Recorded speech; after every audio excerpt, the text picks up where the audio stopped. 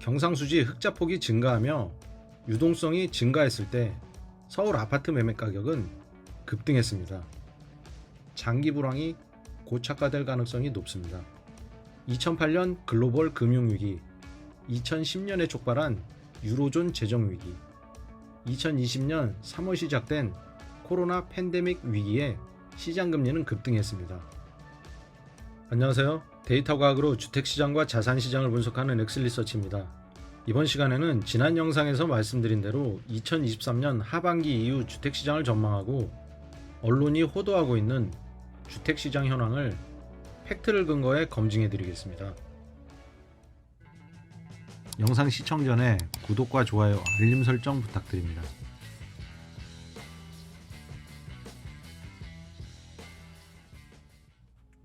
(6월부터) 급격히 쏟아지고 있는 집값 반등 기사들입니다. 마음 급한 실수요자들을 현혹하는 기사들이 급증하고 있습니다. 정말 집값이 상승하기 때문에 이런 기사가 늘어나는 것일까요? 통계와 데이터를 통해 검증해 보겠습니다.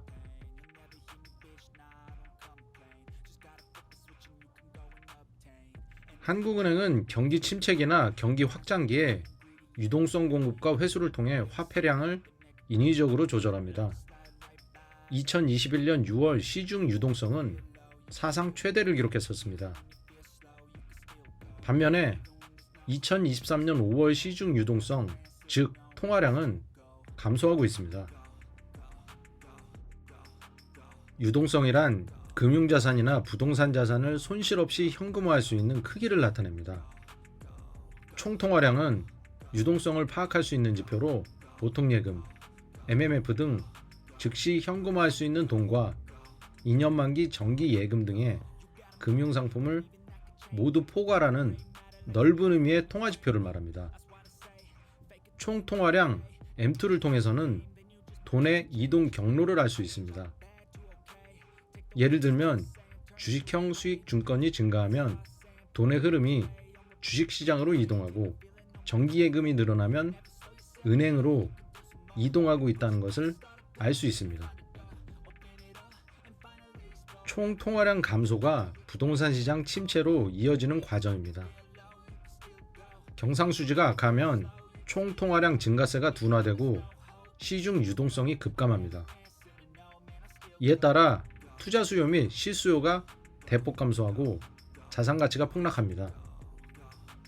곧 가계는 신용위기가 발생하고 자금 경색으로 중소기업 및 건설사는 연쇄부도로 이어집니다. 결국 부동산 시장은 침체를 겪게 됩니다.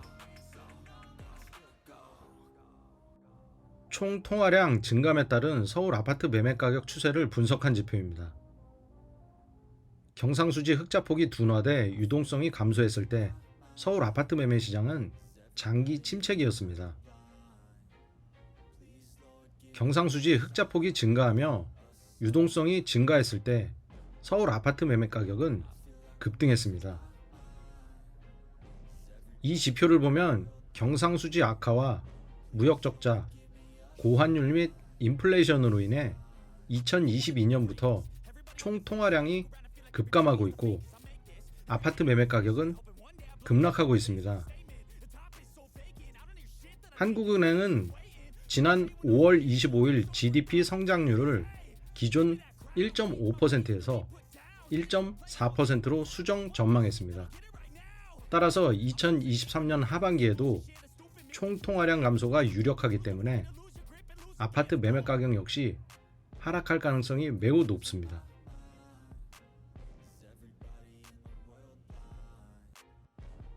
OECD는 지난 6월 2024년 한국의 경제 성장률 전망치를 기존 2.3%에서 1.5%로 하향 조정했습니다. 반면 세계 경제 성장률은 상향했습니다. 따라서 2024년부터 실물경제 불확실성이 더욱 가중돼 부동산 시장 침체 가능성은 더욱 높아지고 있습니다.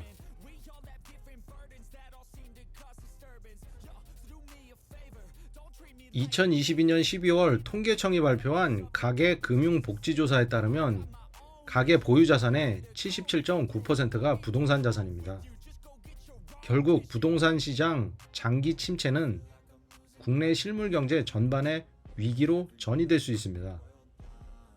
따라서 실물 경제 전반의 불확실성이 해소되지 않는 한 실수요자 및 무주택자는 헐값으로 부동산 자산을 매각하거나 성급하게 매수하기보단 거시경제 환경이 개선되는 것을 확인한 후의 행동에도 늦지 않습니다.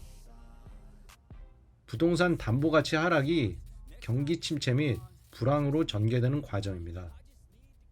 부동산 담보가치 하락으로 인해 대출자는 상환 압력이 가중됩니다. 그에 따라 매도 물량과 압류 물량이 증가해 자산 시장은 2차 폭락합니다. 한계차주 파산이 급증하면 중산층의 구매력이 약화돼 경기 침체 및 장기 불황이 고착화될 가능성이 높습니다.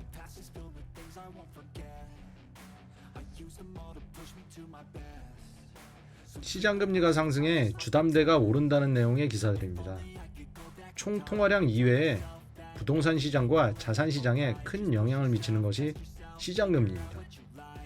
시장금리는 무엇이고 아파트 매매 가격과의 상관성은 얼마나 되는지 확인해 보겠습니다. 자산 시장에서 성공하기 위해선 각종 금리가 어떤 상관관계를 갖는지 기본적인 금리 결정 원리를 알아야 합니다. 기준금리는 한국은행이 시장금리 상승이나 하락을 유도하기 위해 조절하는 정책금리입니다. 반면 시장금리는 자유롭게 거래되면서 결정되는 금리로 은행채, 국채, 회사채 등이 있습니다. 시장금리는 채권시장에서 거래에 의해 결정되기 때문에 기준금리보다 선행하는 선행지표입니다. 또한 코픽스 금리는 국내 8대 주요 은행에 자금을 조달하기 위한 금리의 가중 평균치를 말합니다. 코픽스 금리는 은행채 등 시장금리의 영향을 받고 주택담보대출 금리는 이 코픽스 금리에 영향을 받습니다. 결국 아파트 시장과 밀접한 금리는 주택담보대출 금리에 영향을 주는 시장금리입니다. 시장금리가 상승하면 주택담보대출 금리는 상승하고 시장금리가 하락하면 주택담보대출 금리가 하락합니다. 앞서 설명드린 시장금리가 아파트 시장에 미치는 영향을 분석한 지표입니다. 이 지표는 2006년 1월부터 2023년 6월까지 서울 아파트 매매 실거래가와 시장금리 중 회사채와의 상관관계를 나타냅니다. 이 지표를 보면 시장금리가 상승했던 시기에 아파트 매매 가격은 하락했습니다. 2008년 글로벌 금융위기, 2010년에 촉발한 유로존 재정위기, 2020년 3월 시작된 코로나 팬데믹 위기에 시장금리는 급등했습니다. 그리고 2022년 2월부터 시작된 러시아, 우크라이나 전쟁 여파로 인한 공급망 붕괴 시기 역시 시장금리가 급등했습니다. 시장금리가 급등하면 아파트 매매 가격은 어김없이 급락하거나 장기간 침체기를 겪었습니다. 특히 서울 아파트 평균 매매 가격은 2022년 4월 시장금리 3.631%에서 2022년 11월 5.487%까지 치솟았을 때 약 마이너스 28.7% 폭락했습니다. 현재 집값 일시 반등은 시장금리 하락에 기인한 바가 큽니다. 2006년 1월부터 2023년 6월까지 집계된 이 지표를 보면 주택시장 선행지표인 종합주가지수와 서울 아파트 매매가격 역시 동조하고 있다는 걸 확인할 수 있습니다. 왜냐하면 주식시장은 시장금리인 회사채와 주택시장은 시장금리인 은행채로 밀접하게 연결되어 있기 때문입니다. 2023년 6월부터 시장금리가 상승하고 있습니다. 회사채 금리 가중평균금리가 4.139%에서 4.356%로 급등하고 있는 것입니다. 따라서 하반기 주택시장은 반등이 아니라 다시 급락할 가능성이 높습니다. 왜냐하면 시장금리와 아파트 매매가격의 상관성 지표를 통해 검증한 대로 시장금리가 상승하면 주택담보대출 금리가 상승해 아파트 매매가격이 하락하는 패턴이 20년 가까이 지속됐기 때문입니다. 따라서 저희 채널에서 누차 강조드리지만 실수요자나 무주택자들께서는 아직은 집값 반등이 지속되리란 어떠한 근거도 발견할 수 없기 때문에 헐값 매도나 추격 매수는 자제하시길 권고드립니다.